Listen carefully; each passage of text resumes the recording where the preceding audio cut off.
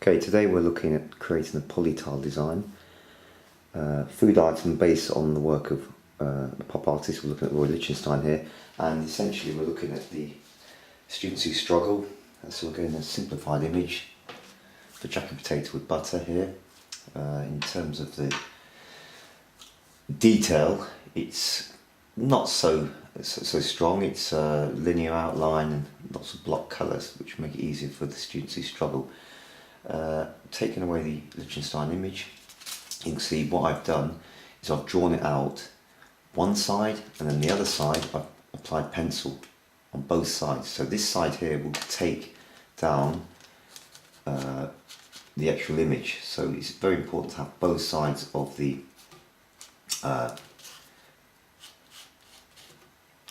tracing paper put down with pencil, so the image will come through, and as you can see I'm pressing down just to get a slight image from the pencil underneath coming through. And I've already basically drawn out the image. As you can see, we pull back from the Lichtenstein jacket potato. As you can see here, the image has come through. Now what I might do is slightly beam in, so you can see that indentations there, especially the pencil's just come through slightly. As you can see here with the edge of the potato, so we can just use a biro and press down on the image. And I'll beam out again. You can see that essentially, move back there, essentially the image is prefixed because of the pencil line underneath. And just finally draw through. So what we've done is transfer the image successfully onto this polytile. Just quickly finish that off there. Okay, so the image has been transferred, and as you can see I've actually applied some of the contour lines, as you can see, moving around the image to give it three-dimensional depth. So we go around here. Obviously we've done that earlier on in the lessons before, so we've got depth here. I mean, the actual image itself is quite flat, and a lot of the pop artists like Lichtenstein would produce graphic images, but we're adding to it, as you can see here, making the form stand out. And again, the butter here, slice of butter, is just basically creating lots of three-dimensional depth. Now once that's created, what I've got to do now is press quite firmly down to let's beam in again, just to create some incisions. Now, two ways of doing this. You can actually have a really sharp pencil as we've got here and dot through like this. Little dots which follow the lines here, and then score.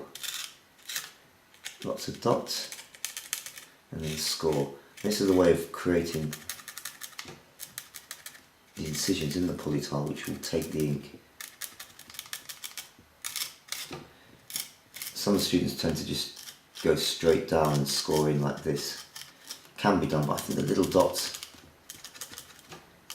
allow that incision to be more clear and refined. So as you see, dot, dot, dot, dot, dot, dot, dot, and drag.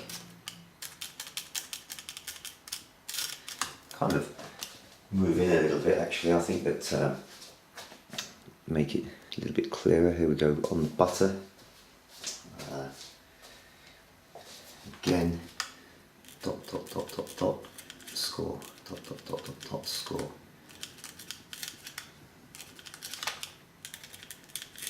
And these will give the ridges in the polytile, and they will not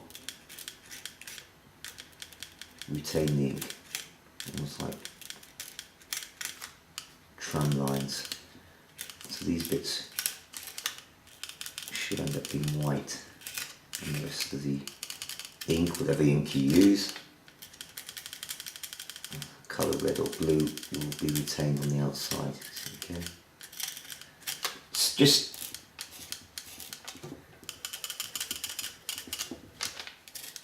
push through. Be very careful not to make the ridges too deep. In certain cases students have done that and the actual tile breaks after a couple of prints. So I would say maybe a third of the way down would be ideal. And eventually we'll beam out. When all of the ridges have been completed, you can see go right there, you can see the ridges, and just go straight out.